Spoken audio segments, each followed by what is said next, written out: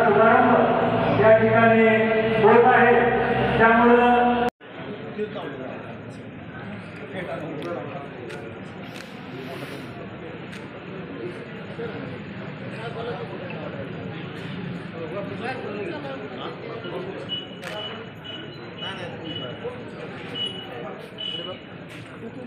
यानंतर उपरी गावामध्ये ज्यांनी विकासाची गंगा आणली आणि उपरी गावाला विकासाचे मुंबईला जातो तसं आमदार साहेबांच्या हातून काम झालं नाही।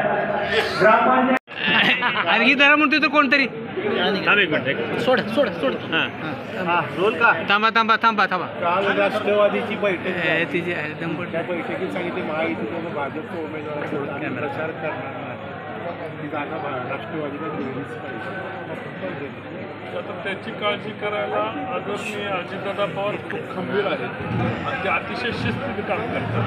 जे लोक शिस्तीने काम करणार नाहीत त्यांना योग्य पद्धतीने वठणीवर आणायला अजितदादा खंबीर आहेत, त्यामुळे मला त्यांनी काय चिंता करायची। दादा विनाकारण निंबाळकर विरुद्ध निंबाळकर वाद पेटवला जातोय, काय सांगा? ऐका, भाऊबंदी हे सगळ्या गावामध्ये आहे, कधी पक्षामध्ये येते? नाही पक्षामध्ये आडांचा पक्ष वेगळा आहे, आमचा पक्ष वेगळा आहे आणि तेवढं प्रत्येक चालतं, प्रत्येक घरामध्ये चालतं, प्रत्येक गावामध्ये चालतं। एवढं छोट्या मोठ्या गोष्टीकडे फार लक्ष द्यायचं नाही।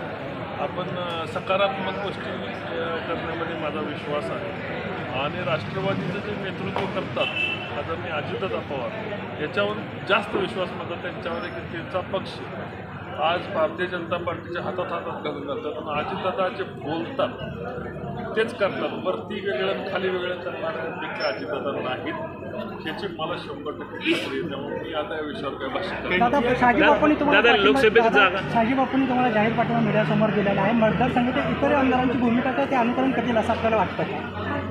नाही, आता मतदारसंघामधल्या बहुतांशी आमदार आहेत, आदरणीय जयकुमार गोरे साहेब आहेत, आदरणीय शहाजी बापू आहे, आदरणीय बबनदादा आहेत, आदरणीय संजय मामा आहेत। या चारही आमदारांनी तर उघड पाठिंबा दिलेला आहे।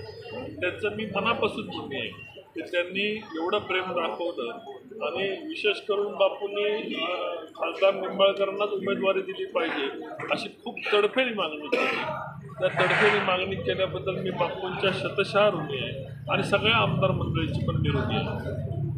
मोहिते पाटील आणि तुमच्यातला वाद मिटलाय का? अजूनही ती निवडणुकीसाठी उभारणार आहे तुम्ही सांगताय आणि माड्याची जागा तुम्हालाच मिळेल का? ऐका ना, मी मागच त्या विषयावर गोष्ट केलेल्या आहे। मी भारतीय जनता पार्टीचा कार्यकर्ता आणि आमच्यामध्ये कमळ हा उमेदवार आहे। माझा आणि मोहिते पाटलांचा कुठलाही वाद असल्याचं कारण नाही आणि त्यांनी उमेदवारी पक्षाकडे मागणं बिलकुल गैर नाही आणि तेवढं समजणं एवढं मी काय अज्ञान नाही। प्रत्येक कार्यकर्त्याची नेत्याची इच्छा असते की आपल्याला कुठं ना कुठं संधी मिळाली पाहिजे, उमेदवारी मिळाली पाहिजे। उद्या मोहिते पाटील सोडून द्या, रणजित नाईक पाटील सोडून द्या, आणखीन एखाद्या छोट्या कार्यकर्त्याला जरी भारतीय जनता पार्टीने संधी दिली तर आम्हाला सर्वांना काम करावं लागतं आणि आम्ही भारतीय जनता पार्टी त्यागाची भूमिका, देवेंद्रजींचा तुम्ही त्याग बघितला असेल की देवेंद्रजींनी काम करताना राज्याचे मुख्यमंत्री म्हणून काम केलं, पक्षाचा आदेश आल्यानंतर उपमुख्यमंत्री होता आणि नेहमी ज्या नेत्यांना आदर्श आज पक्षासाठी त्यांनी आयुष्य झिजलं अशा अनेक लोक पदावर नाहीत आणि पदाच्यासाठी त्यांनी कधी स्पर्धाही करत नाही आणि पद मागायला सुद्धा नाही।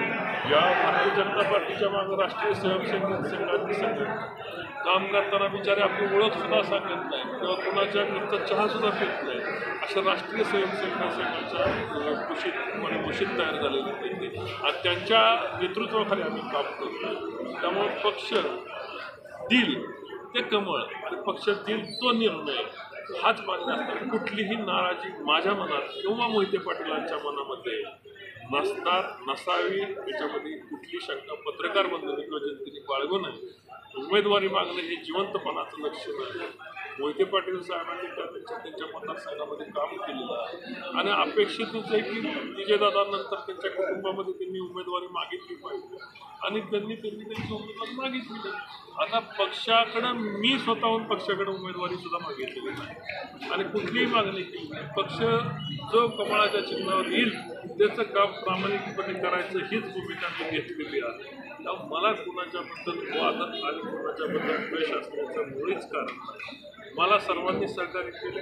आता भारतीय जनता पार्टीने मला परत उमेदवारी दिली तर मला याच्यापेक्षा पूर्वी ज्यांनी सहकार्य केलं आणि नवीन अनेक लोकांनी सहकार्य केलं, या मतदारसंघाचा इतिहास आणि इतिहासामध्ये एवढं कुणाला लीड मिळालं नसेल तेवढं लीड या मतदारसंघामधून कमळाच्या चिन्हावर मी उमेदवार असेल किंवा अन्य कोण उमेदवार असेल त्यांना मिळेल याची मला खात्री आहे. तर तो टॉप